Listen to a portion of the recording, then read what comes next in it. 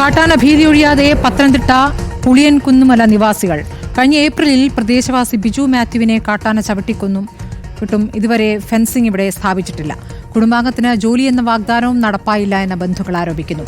ബിജു മാത്യുവിന്റെ കുടുംബാംഗങ്ങൾ വീട്ടിലിപ്പോൾ താമസമില്ല. അതേസമയം പ്രദേശത്ത് കാട്ടാന, കാട്ടുപോത്ത് എന്നിവയുടെ ശല്യം ഇപ്പോഴും രൂക്ഷമാണ്. പ്രവീൺ പുരുഷോത്തമന്റെ റിപ്പോർട്ടിലേക്ക്. ഈ ഫോട്ടോ ഒരു ഓർമ്മപ്പെടുത്തലാണ്.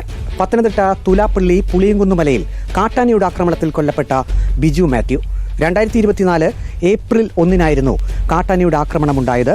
അന്ന് ഈ വീട്ടിൽ ബിജു മാത്യുവും ഭാര്യ ഡെയ്സിയുമാണ് ഉണ്ടായിരുന്നത്. കൃഷിയിടത്തിൽ നിന്നും കാട്ടാനയുടെ ശബ്ദം കേട്ട് കാട്ടാനയെ തുരത്തി ഓടിക്കാൻ ബിജു മാത്യു ഇറങ്ങിയതാണ്. ഈ സമയമാണ് കാട്ടാനയുടെ ആക്രമണം ഉണ്ടായത്. ഇപ്പോൾ ഈ വീട്ടിൽ കുടുംബാംഗങ്ങൾ ഒന്നും തന്നെയില്ല. അവർ മറ്റൊരിടത്തേക്ക് താമസം മാറി. ബിജു മാത്യു കൃഷിക്കാരനായിരുന്നു. വീട്ടിൽ പശു വളർത്തൽ ഉണ്ടായിരുന്നു. ഇപ്പോൾ ദൃശ്യത്തിൽ കാണാം, ഇവിടെയുണ്ടായിരുന്ന തൊഴുത്തിൻ്റെ ദൃശ്യമാണിത്. അത് ഇപ്പോൾ അനാഥമായി കിടക്കുന്നു. പശുക്കൾ ഒന്നുമില്ല. ഇത് ബിജു മാത്യുവിൻ്റെ കിളികളെ വളർത്തിയിരുന്ന കൂടായിരുന്നു, കിളിക്കൂടായിരുന്നു.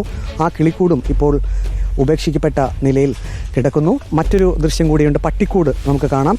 ആ പട്ടിക്കൂടും ഇപ്പോൾ ഇവിടെ അനാഥമായി കിടക്കുകയാണ്. ബിജു മാത്യുവിൻ്റെ മൂത്ത ചേട്ടൻ അനിയും കുഞ്ഞും അദ്ദേഹത്തിൻ്റെ പത്നിയും നമ്മോടൊപ്പമുണ്ട്. അന്ന് സർക്കാർ ചില വാഗ്ദാനങ്ങളൊക്കെ നൽകിയിരുന്നല്ലോ.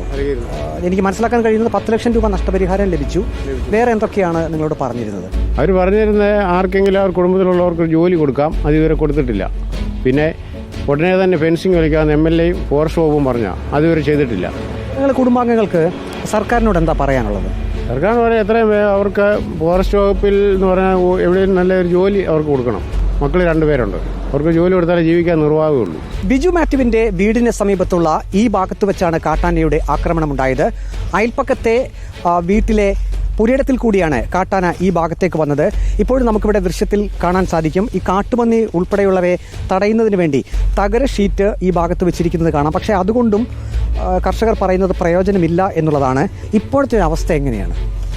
ഇപ്പോഴേ പറയത്ത ശല്യമില്ല. എന്നാലും ഉണ്ടായിരുന്നു. കഴിഞ്ഞ ആഴ്ചയിൽ വന്നായിരുന്നു. കഴിഞ്ഞ ആഴ്ച വന്ന് തൊട്ടപ്പുറത്തെ പറമ്പിൽ നിന്ന് ഒരു 5-8 മൂട് കമൊക്കെ തെള്ളി നശിപ്പിച്ചിട്ട് പോയേക്കുക. ബാക്കി ഏതൊക്കെ മൃഗങ്ങളുടെ ശല്യമുണ്ട് ഇവിടെ? ബാക്കി കാട്ടുപോത്ത് സ്ഥിരമുണ്ട്, പിന്നെ പന്നിയുണ്ട്, അതുപോലെ ഈ വെങ്ങാന, അതുപോലുള്ള കൊക്ക ഒന്നും കിട്ടത്തില്ല.